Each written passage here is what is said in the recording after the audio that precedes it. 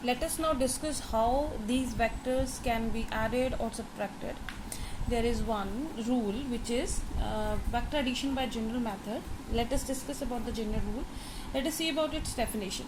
It states that vectors to be added, right, either 1 or 2 or 3, whatever the vectors are given, vectors are to be added are arranged in such a way so that head of first, keep in mind, head of first vector coincide with the tail of second vector, right? The head of first vector, how we have to find out the resultant? The head of first vector coincide with the tail of second vector, whose head coincides with the tail of third vector, and so on. So the single vector from tail of first to the head of last vector represent the resultant vector, right? I hope clear, definition is clear. When two or more vectors are added, then we arrange that vector such that the head of first vector coincide with the tail of second, then the head of second vector coincide with the tail of third, and so on. And resultant vector is that vector which is obtained by joining the tail of first vector to the head of the last vector.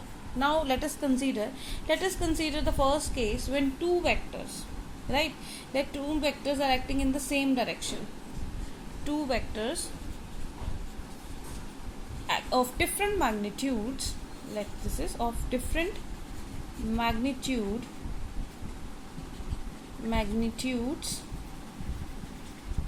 are added, right? Now to find out the resultant vector of such two vectors, let us consider this is a vector and same direction, and in same direction but magnitude is different, so a and b vector. Now what is the rule?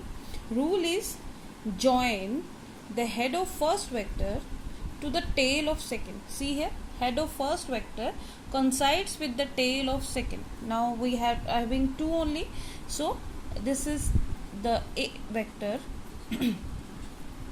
Now head of a coincides with the tail of b, right? We have arranged these two vectors like this, that head of first vector coincide with the head of second vector, and similarly if we are having so many, then we will coincide them, right? Then how will we get the resultant vector? The resultant vector will be from tail of the first to the head of the second. In that case, the resultant will be a vector plus b vector, right? That is equal to r vector. Or if we write in magnitude terms, we can write r vector magnitude is equal to a vector magnitude plus b vector. So clearly in such case the direction will be along the same direction in which the two vectors are acting. Now second case, if we talk about two vectors are acting in opposite direction of unequal magnitude, are in opposite direction. Two vectors are in opposite direction. Now what we will do? Let us consider here vector A and let the vector B. We draw it a little longer.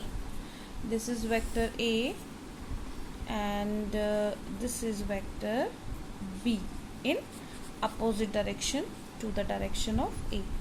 Now the rule says that the head of first coincides the tail of second, right? So firstly I will draw the first.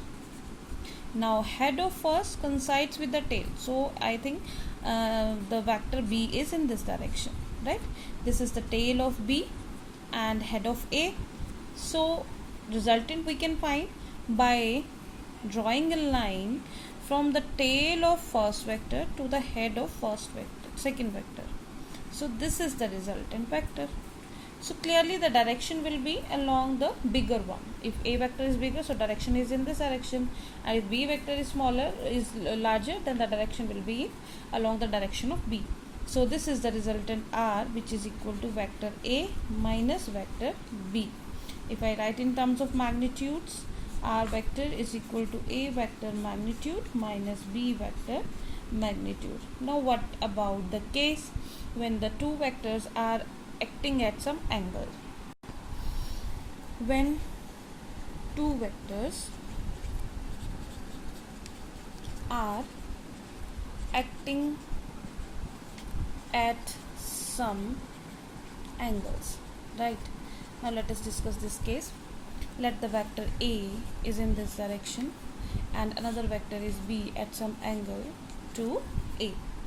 Now we will arrange it in such a manner that head of first coincides with the tail of second, right? So this is here, head of first coincides with the tail of second, right? We have joined it. Now the resultant vector will be obtained by joining. Okay, so we join the tail of first to the head of last, right? So we joined here. So this is our vector. So this is the resultant.